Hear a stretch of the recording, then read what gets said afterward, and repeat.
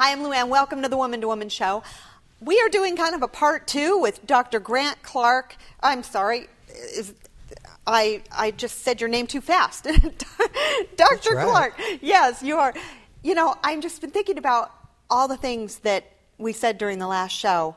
And for those people that weren't able to see the previous show, maybe we'll just kind of revisit your background. You said you used to practice in a county hospital in Northern California. Correct. And how does your knowledge of abortion come about?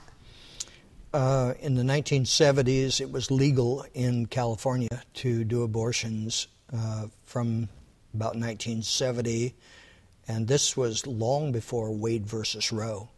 That didn't happen until 73 or somewhere in that neighborhood. And I, as a family doctor,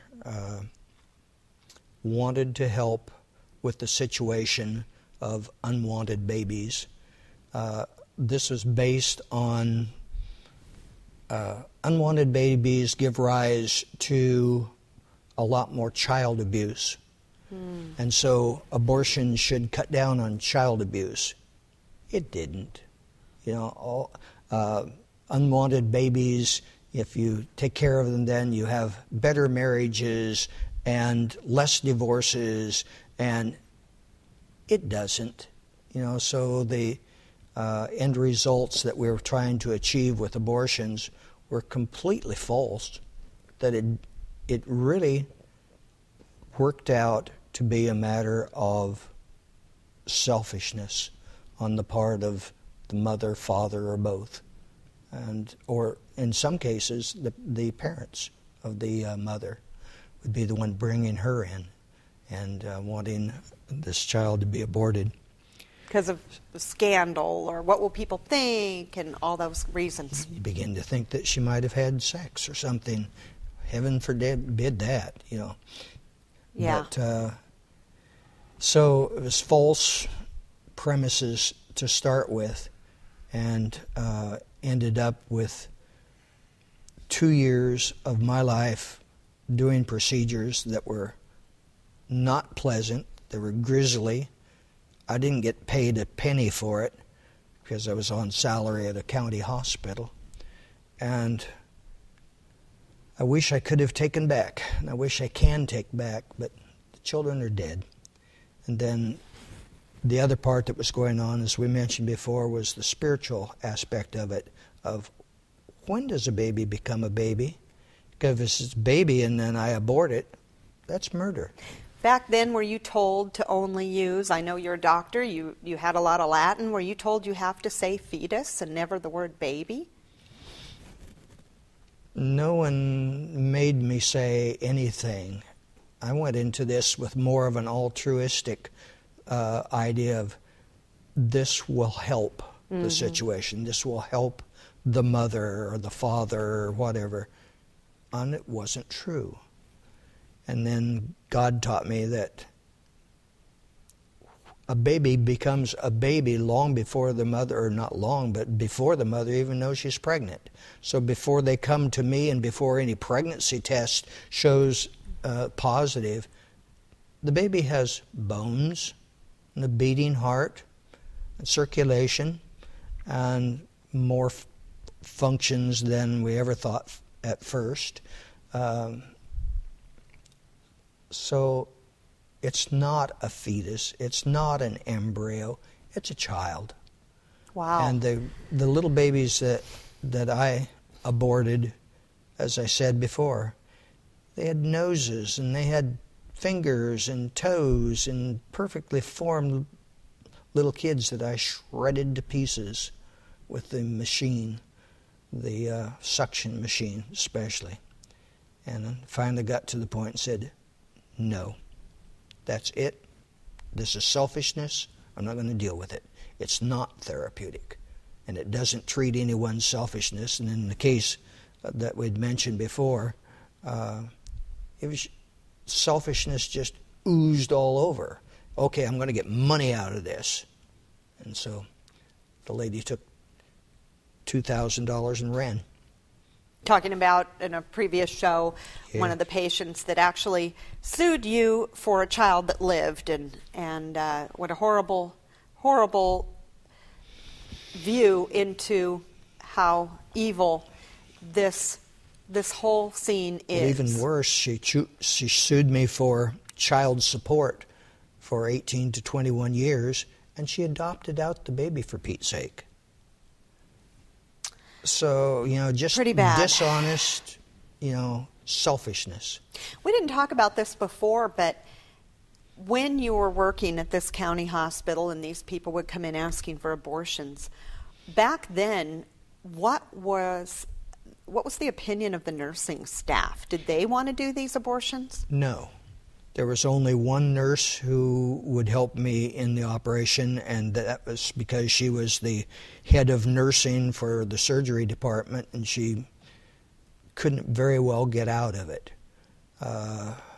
because there were procedures that were sanctioned by the state and so on. So did she like it? No better than I did. Really? I was going to say, what would be the effect of this on the staff after one of these procedures? Division.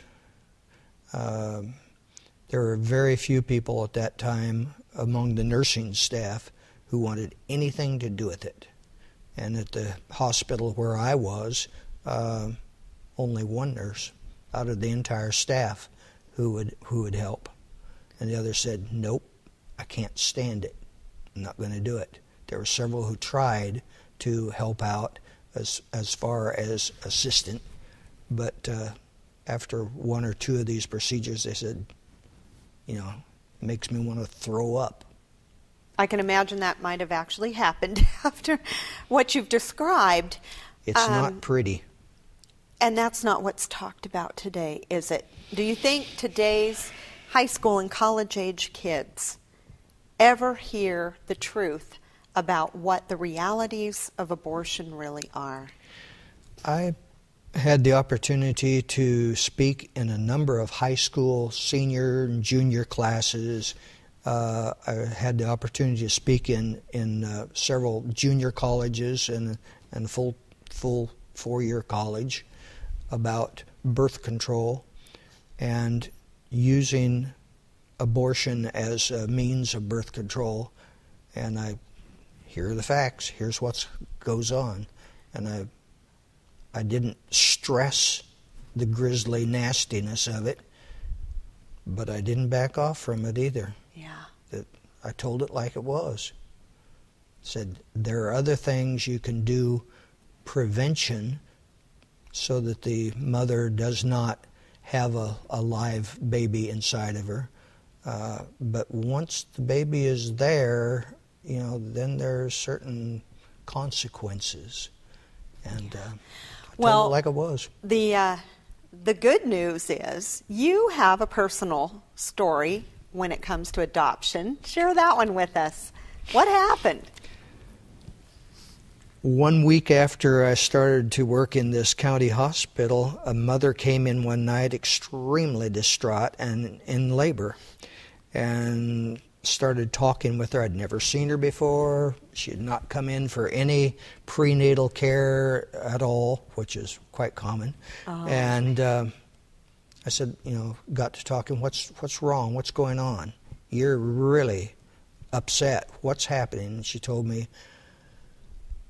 I can't keep this baby and I don't know what to do.